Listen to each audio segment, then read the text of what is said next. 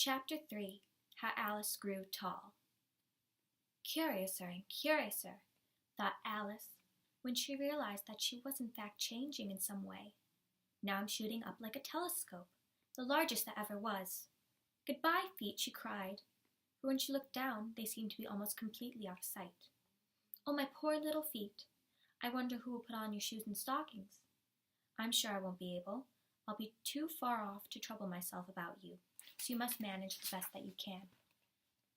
But I must be kind to them, she thought, or perhaps they won't walk the way I want them to go. Just that moment, Alice's head hit the roof of the hall. She was now more than 9 feet high, tall enough to reach the golden key. She grabbed it and hurried to open the garden door. But poor Alice was now so big that she could barely even peer through the tiny door.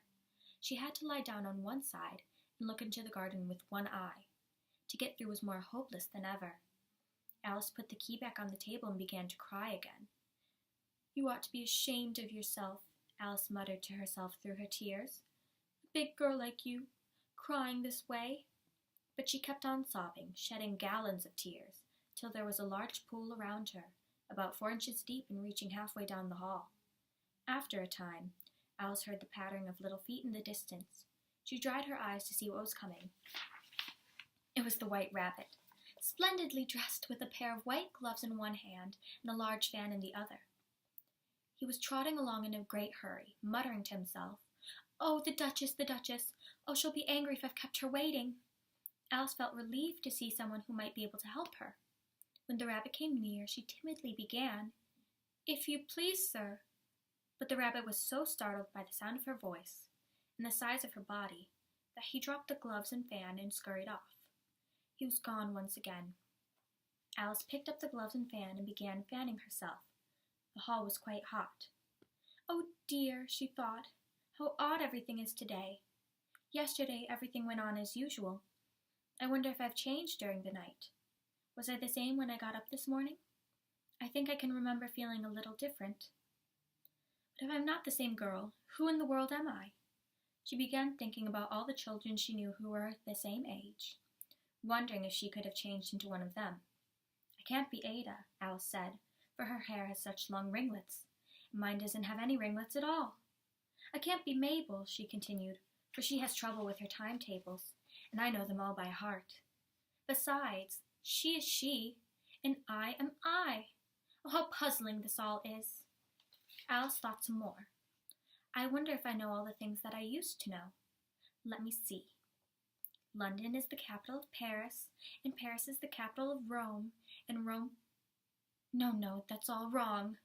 Let's try the multiplication tables. 4 times 5 is 12, she recited, and 4 times 6 is 13, and 4 times 7 is... Oh dear, that's all wrong too. I must have been changed into Mabel during the night. And if I'm Mabel, I'll have to go live in her house, play with her toys, and I'll have so many lessons to learn.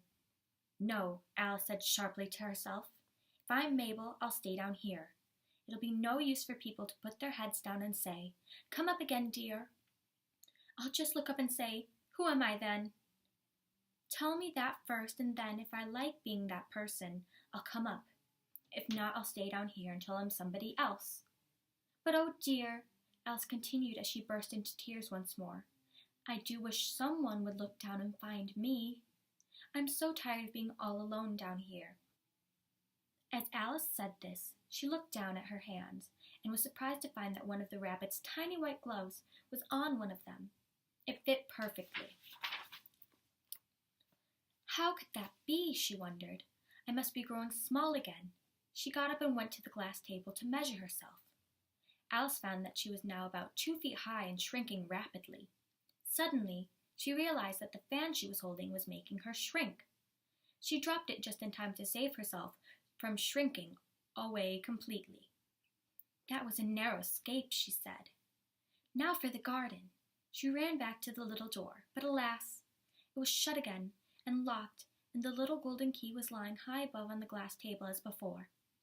Things are more mixed up than ever, poor Alice exclaimed, but they were about to get even worse. All of a sudden, Alice's tiny foot slipped on something. Splash! She was up to her chin in salt water.